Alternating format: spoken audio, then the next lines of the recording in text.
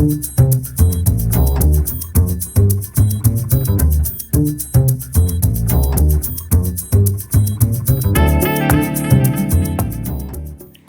Wallström, thank you so much for joining us today. Thank you. So you've been the Swedish Minister for Foreign Affairs, as we know. And earlier this year, SIPRI offered you the role of chairperson for the new initiative which we have, the Environment of Peace. Why did you accept this? I think I might answer that by referring to a trip that I made to the Lake Chad area in Africa a few years back. And I think all of these things, climate change, environmental problems and peace, came together in the reality that we saw on the ground.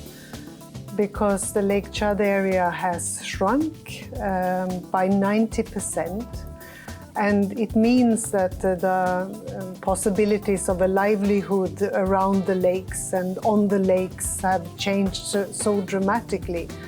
And meaning that in the end it could also lead to conflicts between different groups of people that are dependent on, of course, the water, the fish, water for their livestock and everything. So I think that it was clear how a bad environment, how climate change can also trigger conflicts and can lead to even war in some cases. And of course, environmental problems, the usual ones that we see in so many places of too much waste and the lack of fresh drinking water.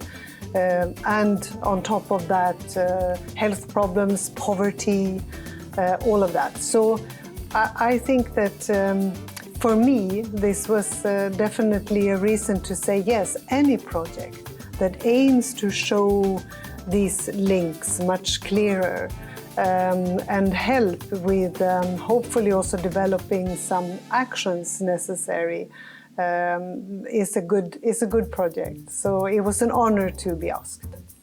So why is it so important for us to take the connection between environment and peace? I think, to use a very concrete example, let's talk about water and the access to water.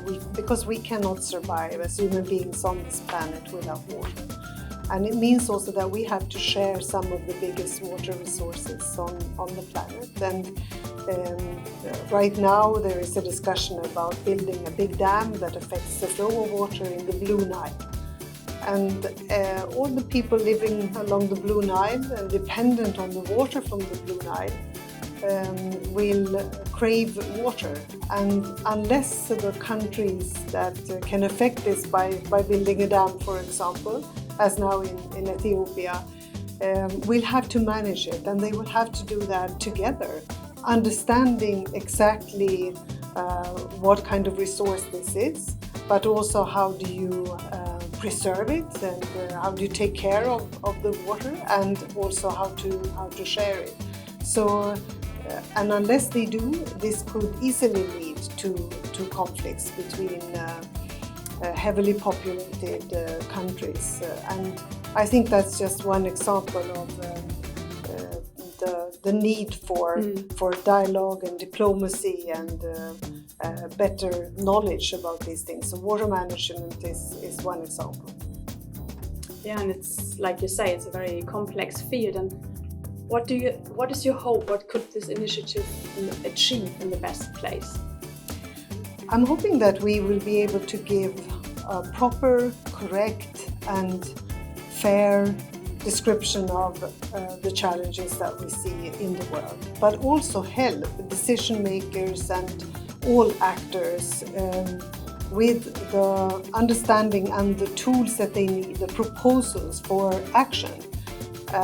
Many decision makers and people in governments around the world, they are overflowed and overwhelmed with a lot of information about what they ought to do and also the effects of climate change, for example. But how can we help them in the best possible way to move and to take the right actions and do it together with also, for example, civil society and other actors and the economic actors, that will be very, very important.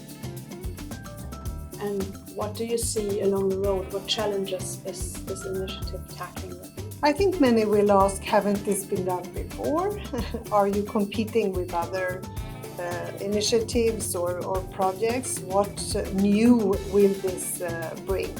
And I hope that we can make a more sort of holistic and more whole picture of the things that we need to take into account when we act in different roles as government members, or as leaders of big companies, or as civil society, or maybe as citizens. We have to understand what is at stake, and we have to show that things can be helpful in one way or the other. If we understand the environmental problems, we understand better also the climate change challenge, and I hope that we will be able to be very practical as well in the end, and that it will be helpful to all those that see the need of acting. And we now have to react quickly.